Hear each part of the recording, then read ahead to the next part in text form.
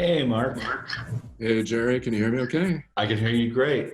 So it looks like you've won the Community Leadership Award this year. How do you feel about that? It feels great. I was very surprised and honored and humbled. There's some amazing folks in our industry, so I'm very fortunate.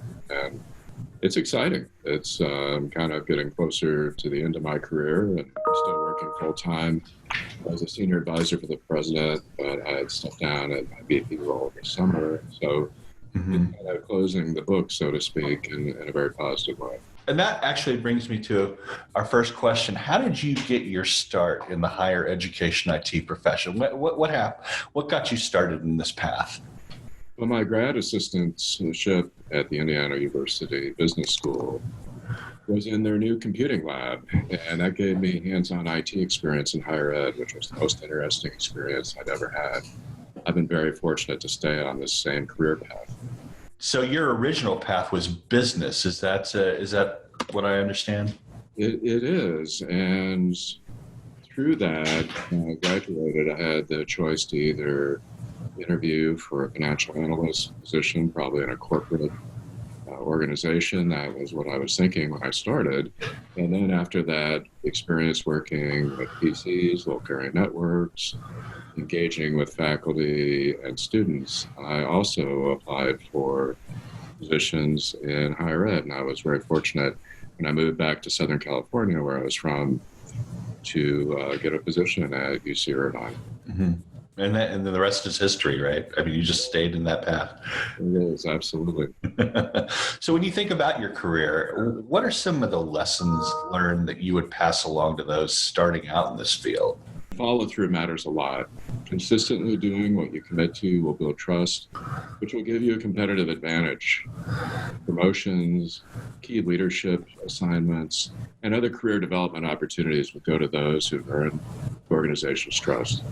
It's common sense, but I've noticed that as I work with other people, that those that really follow through and that focus on building those working relationships, that's even more important than the technical knowledge. That's great. How can we prepare ourselves for the higher education challenges ahead? I know we're living in kind of disruptive times right now. What are some of the ways we can get ready for that? These are really interesting times and very challenging. It seems like many of our institutions will continue to face increasing financial pressures, unfortunately. We in IT need to be more effective and to raise our collective and individual gains. Incremental progress is not going to get it done at this point. We're in the innovation and transformation business for our campuses, and we need to find ways to leverage our scale for both academic and administrative gains. This is not the time to make excuses as to why we can't deliver more. What do you see coming in the next 5 years? Well, I think for most of my experience has been in public higher ed, and our challenges are about in terms of funding issues, increasing tuition. We can't lose our focus on affordability, on access to higher ed for all students that are interested. And so I think what we've done is, unfortunately, we're in an expensive business right now, and IT is expensive no matter whether we do it well or not. So we have to really focus on those resources that we do have, whether we're in a public or private institution, large or small. We need to use every dollar effectively. And I think we need to go back and look at how can we do things together more effectively.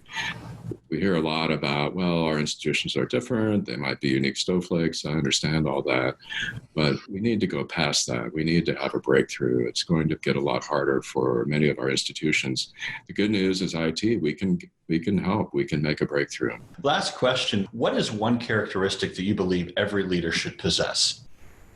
Well, narrowing it down to one is really hard. So three instead, if you tell me that. Great.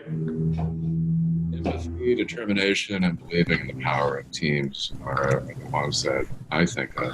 When you have empathy, you'll care about personal outcomes for all the right reasons. And people will sense that about you.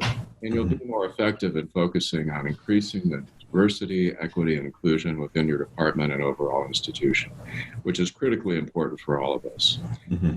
Second characteristic is determination. Careers, like all areas of life, can be very challenging at times. Really outstanding leaders that I've met are 100% self-motivated with exceptional determination to accomplish meaningful work no matter how hard. And the last characteristic that I believe in is teams. Do you believe that teams you belong to will make better decisions and accomplish more than you can do on your own? Being part of a high-performing team, that's really the highlight of my career when I've been able to do that. It's really hard work. It's rarely without difficult moments. But in the end, it's absolutely worth it and can be very rewarding experience.